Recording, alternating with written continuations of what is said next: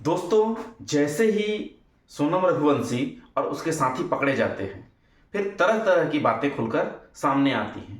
पर इन सब बातों में आप अभी जितना सारा न्यूज़ चैनल देख रहे होंगे, सभी में कुछ न कुछ अलग अलग बातें आपको देखने सुनने को मिल रही होंगी। परंतु सब में एक कॉमन बात निकलकर सामने आ रहा है कि इस पूरे घटनाक्रम में राजा रघुवंशी का कोई गलती नहीं था।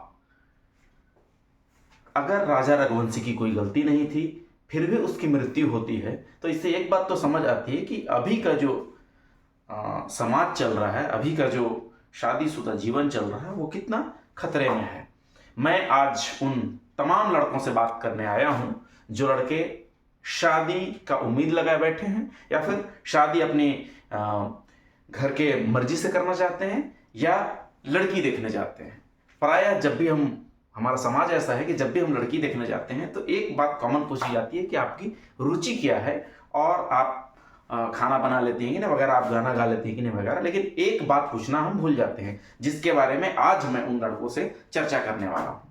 तो लड़कों, सावधान हो जाओ। शादी में, जब शादी के लिए आप लड़की देखने जाएं तो ये सब बातें तो आप पूछें ही, या पूछे ना भी पूछें, एक बात जरूर पूछ लें कि आपकी शादी आपकी मर्जी से हो रही है, और अगर कोई ऐसा तो नहीं कि आपका कोई पास्ट है, आप किसी से प्यार में हैं।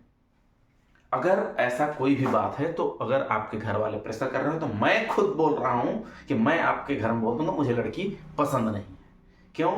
क्योंकि इतना बड़ा कांड अभी अभी हुआ, और ये अभी की बात नहीं है, मैं अभी पिछले 2-3 सालों की बात बता रहा हूँ। पिछले 2-3 सालों से ऐसा न्यूज़ जो है वो आपको लगातार देखने को मिला हुआ। एक घटना होती नहीं है, एक घटना का कातिल पकड़ा नहीं जाता है कि दूसरी ऐसी घटनाएं सामने देखने को मिल रही हैं।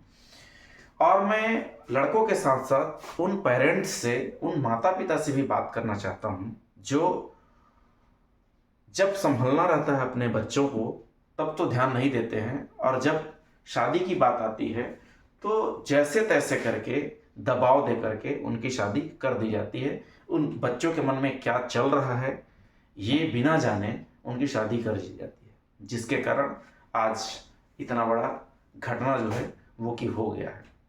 इन तमाम घटना को देखते हुए पेरेंट्स को चाहिए कि आगे जब भी आप अपने बच्चों की शादी के लिए जब देखने जाएं तो इन बातों का जरूर ख्याल रखें। और साथ ही साथ तमाम उन लड़कियों से बात करना चाहता हूं जो लड़कियां अपने बॉयफ्रेंड के बारे में अपने माता पिता से बात करने में या बताने में तो उनको डर लगता है, परंतु शादी होते ही अपने पति को मारने जैसा कृत्य करने में उनको तनिक भी डर नहीं लगता है। लड़कियों, सावधान हो जाओ। आपको अगर लगता है कि आप ऐसे कृत्य करके बच जाएंगे तो ये तो संभव नहीं है, क्योंकि गलती सिर्फ छुप सकती है कुछ दिनों के लिए, पर गलती मिटती नहीं है। आप कहीं ना कहीं पकड़े जरूर जाएंगे। ये बात वैसे लड़की के लिए स्पेशली नहीं है, लड़की और लड़का दोनों को इस विषय में सोचना चाहिए कि ऐसे कृत्य करने के बाद अगर आप सोचते हैं कि आप बच जाएंगे, तो मैंने पहले जैसा कहा कि सिर्फ कुछ समय के लिए आप छिप सकते हैं, पूरी तरह से उसे मिटा नहीं सकते, आप बच नहीं सकते, कहीं ना कहीं आप पकड़े ही जाने वाले हैं। तो कृपया इन सभी बातों को ध्यान में रखते हुए आज के बाद आप जब भी आगे ऐसा कुछ प्लान करने से पहले इसके अंजाम के बारे में भी एक बार जरूर सोच लें कि आपने जो शुरू की है, पर इसका जो अंजाम होगा वो कितना बुरा होगा, और इससे कितने लोग प्रभावित होंगे, कितने घर प्रभावित होंगे, इसका भी एक बार आपको ख्याल करना बहुत जरूरी है। दोस्तों, कमेंट के माध्यम से अपनी राय अवश्य देवें, मुझे इंतजार रहेगा। धन्यवाद दोस्तों।